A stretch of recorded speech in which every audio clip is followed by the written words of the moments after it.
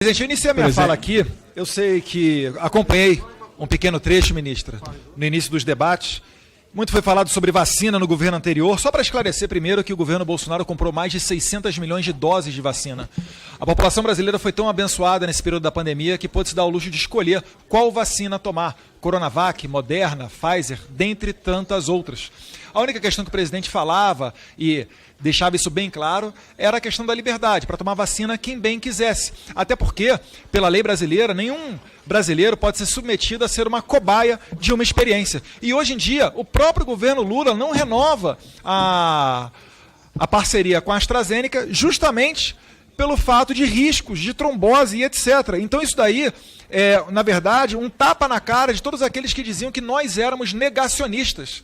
Nós estávamos apenas defendendo, né, que cada um tem o direito de decidir o seu futuro. E não é um governo que tem a obrigação de se meter dentro dessa esfera privada.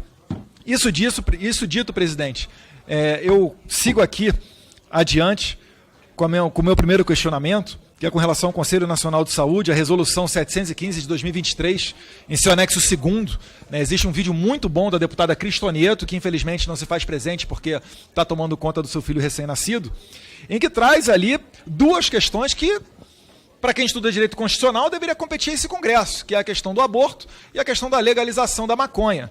Eu só acho estranho que essa seja tratada como prioridade dentro de uma portaria do Ministério da Saúde, no momento em que o Brasil, né, não tem sequer leitos para atender a todos, tanto se fala da saúde, do atendimento público, e o governo preocupado com esse tipo de coisa. Essa sim, uma verdadeira ideologização da pauta da saúde, mas não para por aí. A orientação 44, dentro da mesma resolução 715 do Conselho Nacional de Saúde, fala de pré-natal com foco não binário. Eu achava que o foco fosse ser o recém-nascido, né? Eu achava que o foco fosse ser a saúde da pessoa, mas aqui tem uma questão de pré-natal com foco não binário.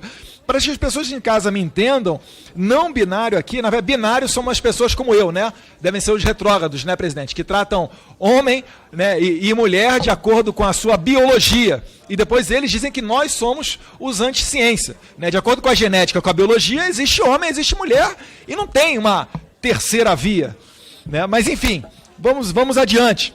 Outra questão que ainda traz essa portaria, né, do Conselho Nacional de Saúde, que me causou muita estranheza, é a antecipação para 14 anos do tratamento hormonal, conhecido como hormonização. Então, reparem só, o menor de 18 anos de idade que comete um crime, ele não pode ser apenado, ele é tido inimputável. Não, eu quero mudar de sexo, ou eu não quero mudar de sexo. Esse tipo de debate é incabível dentro do Brasil. Mudança de sexo para menor de idade. E é o que tudo indica para perceber que uma criança ela não tem um discernimento capaz para fazer um tipo de mudança de sexo, a ablação, uma cirurgia. Gostaria de retornar, por exemplo, a ser do sexo masculino, mas daí já é tarde demais. Então, onde é que fica, né, a prioridade do Ministério? De se debater uma mudança de sexo, como se esse fosse também um problema do Brasil, né? De crianças. Eu não estou falando de adultos. Meu Deus do céu. Passando aqui para uma próxima pauta, né, a questão indígena, que aqui foi falado que quero criar as crianças de acordo com o seu sexo biológico. Matéria do G1, abre aspas, pedido de declaração, ou se é verdade. E um pouco mais adiante, presidente, eu não creio que vai utilizar todo o meu tempo, mas temos aqui também a questão da vacina contra a dengue.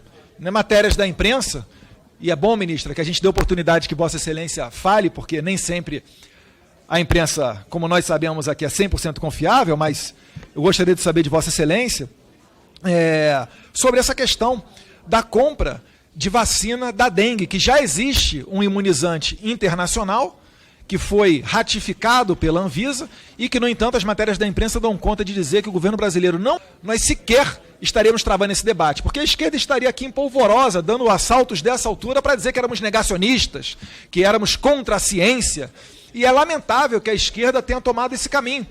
Às vezes as pessoas não entendem por que a sociedade está polarizada, presidente Bia Kicis, mas eu explico. É porque não existe mais debate. Se você é contra cotas raciais, você é racista. Se você é contra o PLC 122, você é homofóbico. Se você fala alguma coisa sobre alerta de vacina contra a Covid, você é tido como negacionista. E aí realmente não tem como você ter debate. É lamentável que a esquerda tenha preferido trilhar esse caminho.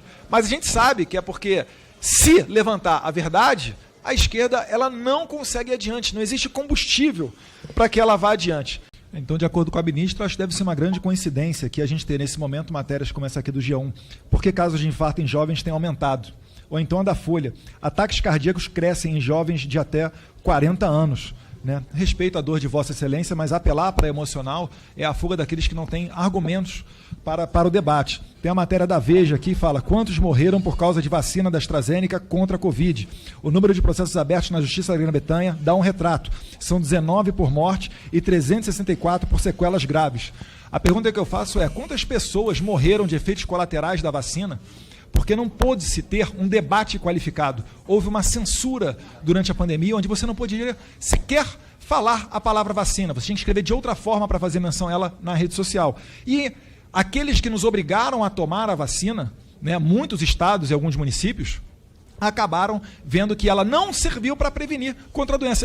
Eu tomei a vacina da Pfizer e depois eu peguei Covid. Então ela não era efetiva, ainda tinha efeitos colaterais e não se permitia que fosse feita uma pesquisa decente, clínica, para você ter, né, a causa-morte daquela pessoa, porque tudo era tratado como negacionismo. E hoje vê que os negacionistas tinham razão.